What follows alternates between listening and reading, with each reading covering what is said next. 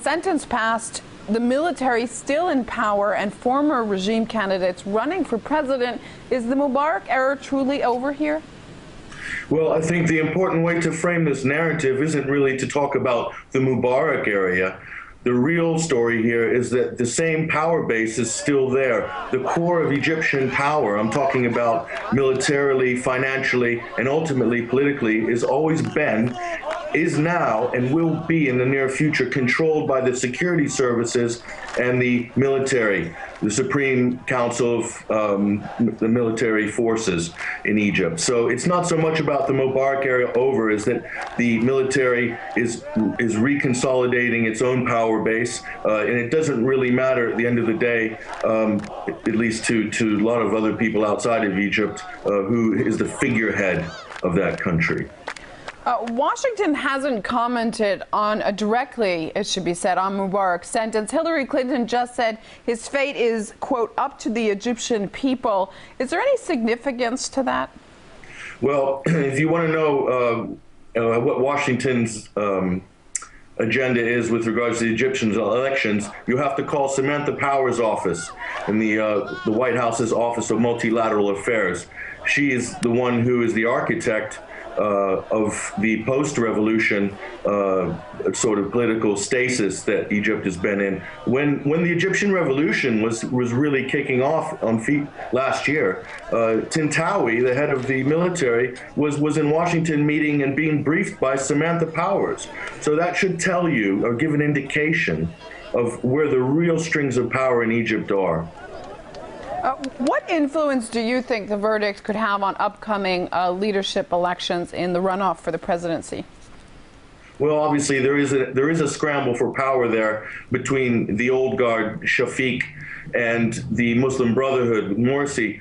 Now, as far as delivering the verdict of the election with the timing in which it was done, this could have been a desperate move by the old guard that might have had some influence over the justice system. But at the end of the day, the real story here is that how can you have free and fair elections in a country that is still under military dictatorship?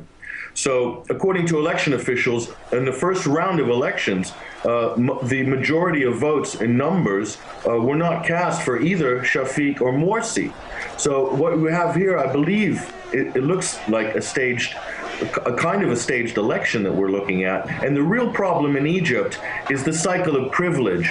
And this is the problem that if Egyptians really want democracy, then they're going to have to face the same problem that we have in the United States and in European countries, which is the same people who are involved with the security services as embedded politicians, or privileged families and wealthy families have the same cycle of privilege, which to get out of that cycle, I don't see it happening in the near future.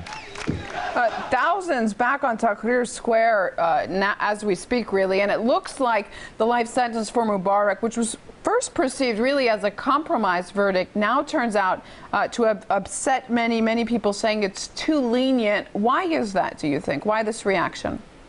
Well, I think really what you have with the Mubarak verdict, and if you look at the charges that stuck versus the acquittals, you know, if protesters were killed in Tahrir Square, it's likely that shoot-to-kill orders were not given by the president. And you look at who stayed in power after the fall of Mubarak, you know where the real power in Egypt is. Those were people in the military and security services, and they were all found not guilty.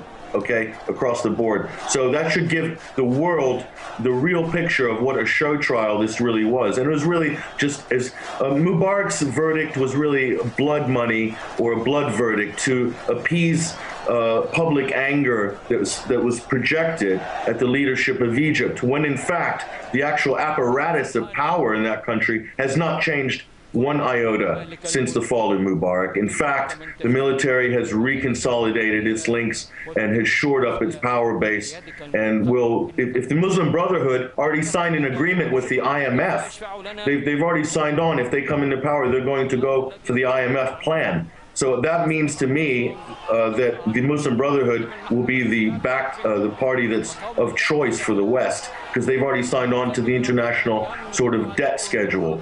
So that's a really important point that we need to look at in the future. All right, and lots of people, of course, their eyes on Egypt as the presidential runoff is set to take place in a fortnight. Patrick Henningsen, associate editor of Infowars.com. Thank you for that.